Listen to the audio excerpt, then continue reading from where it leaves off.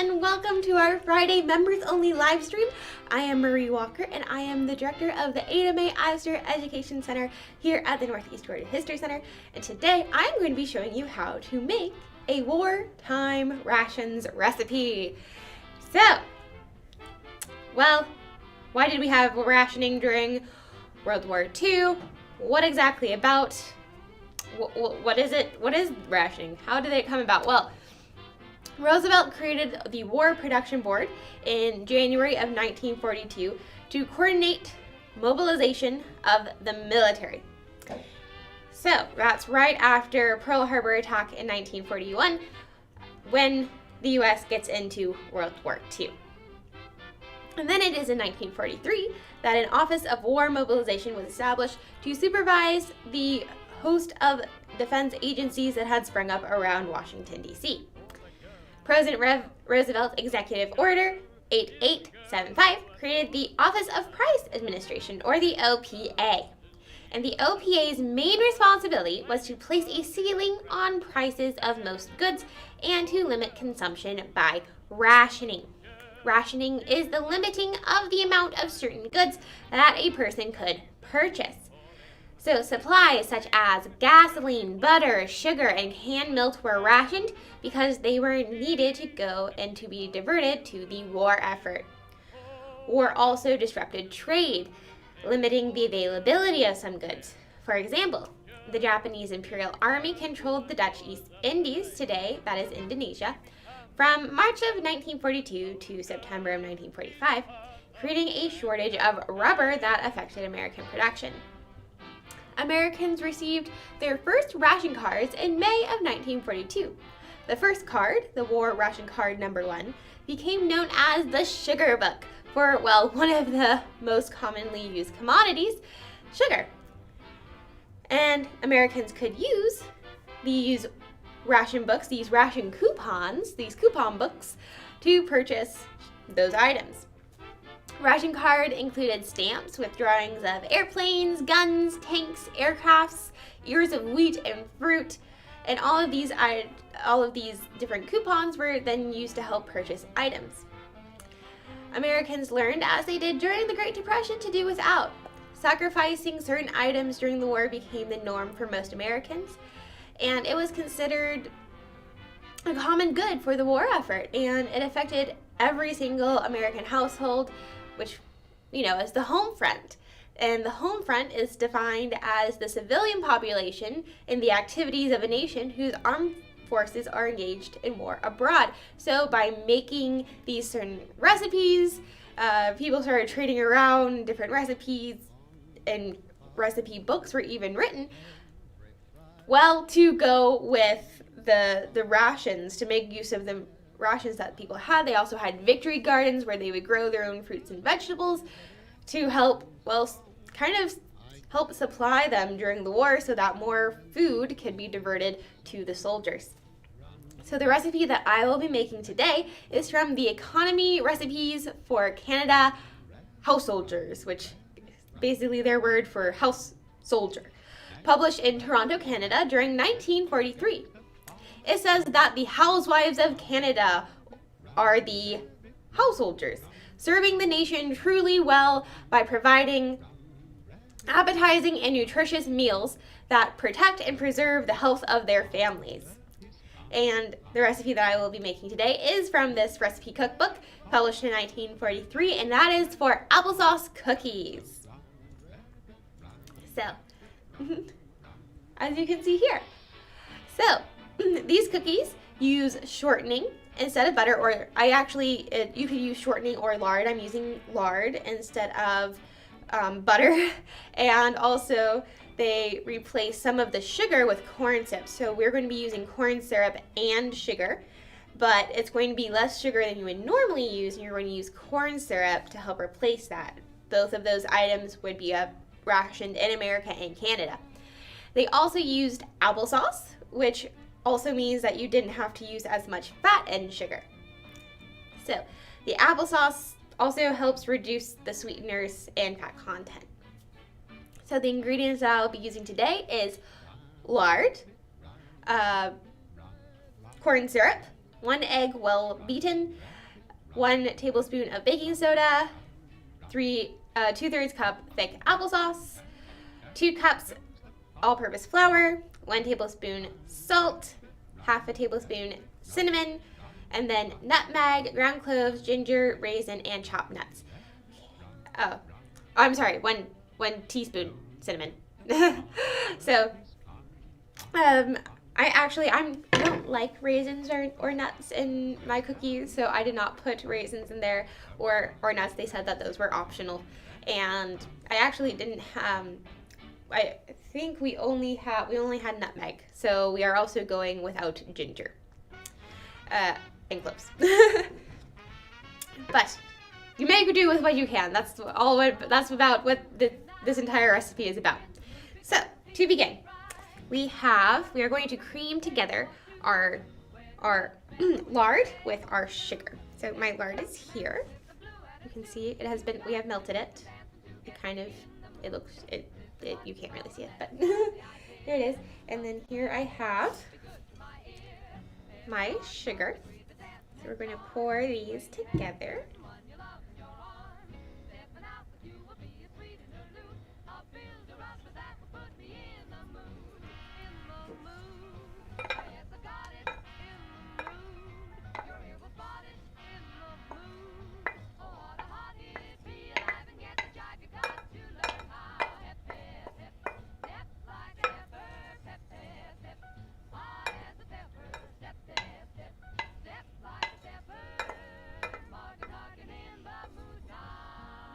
Alright, got all of that lard out there. Now we're going to cream it together.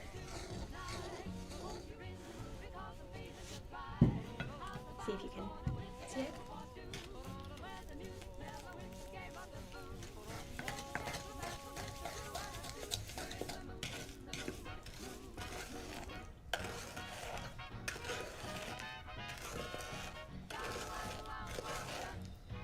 Alright, got that well mixed together. Now it looks kind of like a slushy.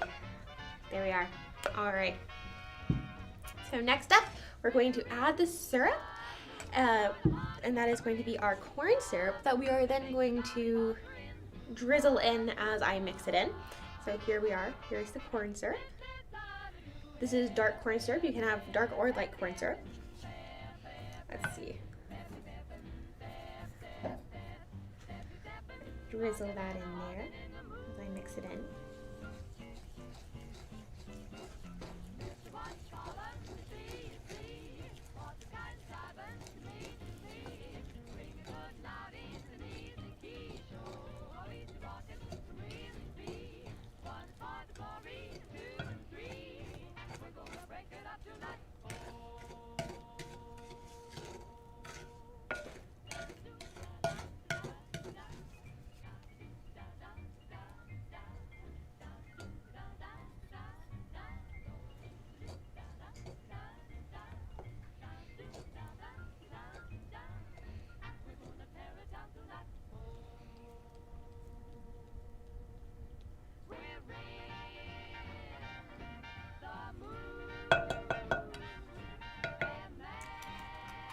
The rest of that out.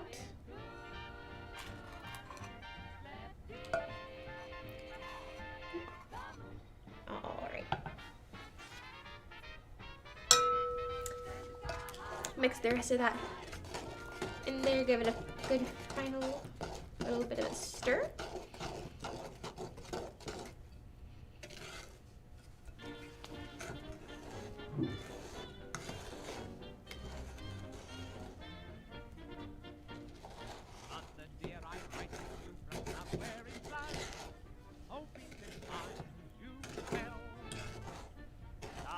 I'm doing fine, a soldier and a half. Here's a song that we'll all sing, it'll make you laugh. We're gonna hang out the washing on the sea-free line. Have you any dirty washing on the sea? We're gonna hang out the washing on the sea-free line, 'cause the washing day is here. The weather may be Alright. all fine. So now you can see it has turned to more of a applesaucey color. We haven't even added the applesauce yet. All right. So next we have 1 egg that we're going to mix in and beat well. So this is a recipe that housewives, mainly, is targeting housewives, where it would make on the home front. Now the home front, people wanted and had many different jobs, and everyone wanted to be involved with the war effort. And everyone wanted to do their part. So that meant being really crafty with different types of rationing, but like trying to make the best recipes and sharing those with your neighbors, having a victory garden, or if you were going to participate in tin drives, or if you were going to actually not be a housewife anymore and you were going to go to work and provide for your family that way and help with the war effort that way. People, there were so many different ways to get involved.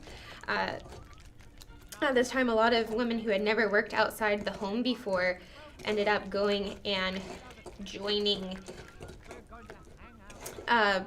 factories and became Rosie the Riveters, is what they would be called. And of course, they weren't all riveters. There were also lots of different jobs that women would do on the assembly line. And also administrative work, clerical work, becoming nurses, Red Cross volunteers. There was a lot of work to be done on the home front. Some women joined the army, they joined the WACs, they joined the WAVES. That would be the Women's Auxiliary, the Women's Army Auxiliary Corps, or WAVES. And well, no, women took part in the front lines fighting. They were incredibly, incredibly important to the supply lines. And even this is critical to the supply lines that are fueling the army. All right, so now we have most of our wet ingredients done. You can see here. Now we're going to go to our dry ingredients. So I pretty much have just already combined all of my dry ingredients. I have my baking soda, I have my flour, I have my salt all in here already. I'm going to like fluff it with my hands a little bit to mix that all together, because I just had dumped it in there. I had not actually mixed it. So I always think of, especially when I'm doing World War II cooking, there is one scene from a children's storybook that has always stuck with me that's set during World War II, and that is the American Girl doll, Molly McIntyre, who her story is set during World War II. And in Meet Molly, they have a housekeeper, and they basically they have, I think they've always had a housekeeper, but now the housekeeper is kind of taking on more of the homemaker role as their mother has decided to go and join the assembly line. And Molly is upset because she doesn't like what their housekeeper has cooked for dinner. It's this, like, I think it's spinach, and it's just like dry spinach that's there, and she does not, or maybe it's beets that they from their victory garden. I think it's beets from their victory garden, and she just does not want to eat it. It's gross, and she does not want to do it. So, well, the housekeeper said, "You're not allowed to leave the table until you've eaten your victory garden beets." And Molly was like feeling kind of bad about it because she didn't want to be unpatriotic and not eat her beets from the victory garden, but also she really didn't want to eat them because they tasted bad. And she ended up sitting at the table for a really, really long time as all of her siblings got up to go play. And it wasn't until her mom got home and she was like, "Oh, okay, I see what's going on here." And it's also kind of, it was hard for, like, it was an adjustment for everyone. Their dad was off to war, their mom had just gone to work, and the world has kind of turned a little upside down a little for them and their family. So the mom comes and she takes the beets back to the stove, warms them up, adds some sweetener. They aren't going to use the precious sugar because that's ration, but they put some honey on it, and then the beets taste better, and her mom sits with her while she eats them. And I think that's like a sweet home front story that is probably so relatable, not just to people living during World War II, but just kind of to people living even today who don't want to eat their beets. but also it includes those stories of rationing and what women are doing on the home front. Molly and her friends also are ones that participate in those tin drives, collecting tin cans for, well, the war effort. All right, so I have my dry ingredients. I have my wet ingredients. We're going to go ahead and we're going to add this applesauce to the wet ingredients too. All right. Making a good old mess of everything. Oh, and I'm not adding cinnamon right now, even though it calls for cinnamon, because my applesauce was already flavored with cinnamon that I bought from the store. So it's already has some cinnamon there. You can add more cinnamon, I'm sure. I don't think cinnamon was rationed. We're also, if you can tell, we're using a lot of different kind of spices to kind of cover up the idea of it being not as sweet. But it's going to be more spicy than sweet. And spicy not as in like the terms of it being hot, but spicy as in it being flavorful. Alright, mixed in the applesauce there. We're then going to combine the ingredients. We're going to make our homemade dough.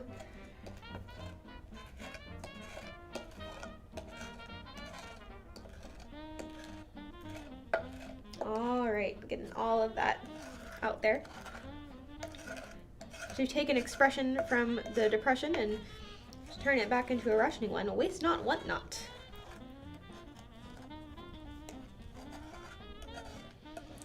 So a lot of these people, they just kind of went back to, they had just come out of the Depression, so they had not really gotten used to being incredibly spendy. Everyone was kind of used to being thrifty as it was. So a lot of people, it wasn't as much of an adjustment as some might perhaps think. Of course, the limiting of certain goods was different. That did not happen during the Depression. If you could buy it, you could have it. But the idea of making do with what you had was definitely not a new idea for many Americans. One of the things that I think is really interesting is that chicken was not rationed during World War II. And therefore, you have a lot of chicken recipes. And in my own family, when I realized that, I was like, oh, well, we eat a lot of chicken. And I thought, well, maybe that's just because, Gainesville is the chicken capital of the world. so we just eat a lot of chicken. But I think it stems back to World War II, and there were just so many chicken recipes and ways that for people to make chicken, and it's continued to be a very widely available, less expensive option to different types of porks and beef. But of course, pork and beef are still both rationed during World War II. So I think it's interesting that we can still see some of the effects of rationing that has had on our family recipes, going back to the 1940s, and just kind of what people grew up with, like what my grandma grew up with, what she likes, and how that was affected by her childhood, which was during World War II. All right, it's coming together, making a dough. Okay. Also, one of the things that we had here in Georgia, some of the places that ladies, if they were not working in the home, one of the places that they might work at that we talk about during our Rosie program is the Bell Bomber plant, which was in Marietta, Georgia. And it was a huge, huge plant that employed thousands of people, men, women alike. And they were making, at the Bell Bomber plant, they made B-29 bombers. There were 28,000 workers and 4 million square feet of plant. So it employed so many people, and that you could almost not dream of finding just a few years before in the 1930s, where no one could find jobs. Well, now you have you can join the army, you can join the war effort. And what's different about World War II than World War I in terms of there is a massive patriotic movement that goes through during World War II. And people are very supportive of the war effort because they had themselves actually been attacked, or their country had been attacked at Pearl Harbor, which is not something that the U.S. had had to experience since really the Civil War, had they had fighting on their own soil. So it made people feel very vulnerable and exposed and scared, and therefore they wanted to do anything that can make them feel more connected and powerful, which was being patriotic and supporting the war effort. All right, I think we have this pretty well mixed together. So you can see it looks yummy, it looks scrumptious. I think the last thing I need to do is add the nutmeg. So I'm going to measure that out. Here's my, need a fourth of a teaspoon.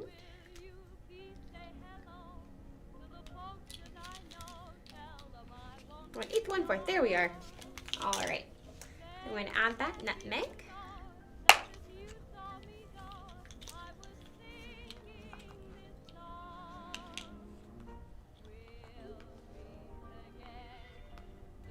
All right.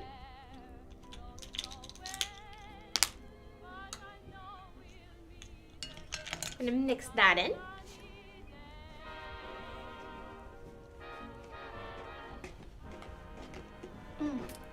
All right, so now what I would do after I have mixed all of this together is I would let it chill in the ice box for 30 minutes. And then I would come back and I would take spoonsful and I would put them out on a cookie sheet about 2 inches apart. And then I would bake them at 375 degrees Fahrenheit for 15 to 20 minutes, or until they are a golden brown. Well, I already think they're a golden brown, but I guess more of a solid golden brown. But because we do not have time to sit here for 30 minutes and then another 20 minutes, that would be our entire live stream, I have gone ahead and made some last night so that you can see the final project, and perhaps we can have some reviews from our audience about the different types of sweetness and taste. And also we can look at the consistency, because that was interesting too. All right, so I'm going to set this to the side here. I'm going to bring out the already made cookies. I'm making quite the mess. All right, and here they are. So mine turned out a little bit more like squares than the round cookie. They kind of bled together because I thought I put them far enough apart on the cookie sheet, but they still ran together. So I'm going to hold up one here for you, unless they have stuck to each other. All right, so here we have one. It's a very nice golden apple-y color. What I think is interesting is also the consistency. It's not as dense of a cookie that I am used to. It's much more of almost like a sweet bread, but very, very thin sweet bread. It has a very light and fluffy consistency, and it's not anywhere as near as dense. It's also not as sweet as an actual cookie, but because you have the applesauce in there and you also have all of the different spices like the nutmeg and the cinnamon, it makes it it shakes almost like one of those like Christmas spice cookies almost. But yeah, I thought it was very interesting. It said to use thick applesauce, and perhaps I didn't use as thick of applesauce as they would have had in the 1940s. I'm sure that they had more natural ones than I could find in my store, where there's more good chunks in there. But so perhaps that would make it more dense. But yes, this is what they look like when they're done.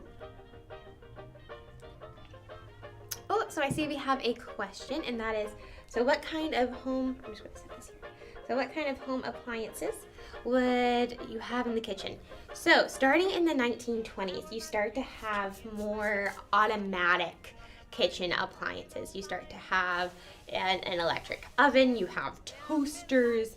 I don't think we're quite to the dishwasher idea yet, but you start to have more automatic laundry machines, and things like that, you're still going to have, at this point, almost every house will have an icebox. So like a refrigerator, but depending on what kind of one you have or how much money you have, is if it's actually still going to be a slab of ice that is keeping your things cold, or if it's going to be electric or by some other cooling means. So you would have that. Of course, you're going to have running water, a sink. Well, you would hope in most places. There are some places way out in the country who don't have electricity and are still pretty much living like it's the early 1900s / late 1800s. But if you're in a city, because suburbs really aren't a thing until after World War II. You start to see the beginning of suburbs, but suburbs are really a 1950s ideal that pop up after the war. And so therefore, if you're in the city, you're going to have appliances. You're going to have electricity, and you're going to hopefully have some type of blender, mixer, but you're also still going to be doing a lot of things by hand, because it's not going to be as automatic as we think of it today. It's going to be like a step up, or a step between doing it by hand, and it's not completely automated. There's still some muscle power involved. So our next question would be, would people try to steal or make counterfeit ration books? Knowing humans, yes. Humans are going to try to get around rules whenever possible. Well, some humans will. Some humans are very strict rule followers. Some humans are going to just say, nope, that rule doesn't apply to me, and I'm going to try to get around it. So are there instances of that? Of course. You're always going to have people trying to cheat the system, trying to steal ration books from other people, trying to counterfeit ration books. You're also going to have people have almost like a black market where it's illegal to sell ration items. So like, I cannot sell my neighbor sugar. That's technically illegal. Did people do that though? I'm sure they did. Do we have instances and receipts of that? No, because people don't like to document their illegal activity. But am I sure that happened in some instance or another? Yes, I would say that's probably an accurate thing. And then there's also people who are going to try to sell you sugar, but it might be not actually sugar. Or they're going to try to sell you flour, but it's actually like wood shavings, or they're going to try to cheat it, or they're going to sell you gasoline, but it's watered down. It's like they're going to try to. You have a black market of things that either could work, or they're going to be like basically counterfeit goods, not just counterfeit ration books. That happened during World War I and also happened during World War II. All right, so our next question is, what other recipes are in the householder's book? So we have actually a whole link that I believe that we can put in the chat to where you can go, and I believe it's a PDF that you can look through and you can see all of the different recipes for yourself. But this is the introduction page. So they have cakes, fillings and icings for those cakes, cookies, pastries, and pies, hot breads, desserts. I like how they put all of the baked goods and yummy things in the front. They also have a variety in vegetables, beverages, canning and preserves, lunch boxes, so things to put in your kids' lunch, or perhaps your own lunch as you go to the factory. You have sandwich fillings, what to do with leftovers. It's a very interesting little time capsule of a book there, which I think is quite fun. All right, well, thank you so much for joining us today. If you have any last-minute questions, go ahead and throw them in the chat. But if that is not the case, then this concludes our program. So let us know if you try this recipe and share a picture with us. We would love to see it. We would love to know if you had, your own problems trying to figure out how to do the rations, trying to get those products, and how it differed from, well, making your cookies or cakes with what we would consider to be quote-unquote like normal, non-substituted items. I for sure, I thought it was interesting just the the consistency of my cookie was not what I was expecting, I think due to the corn syrup. So thank you so much for watching. Until next time, stay safe and take care.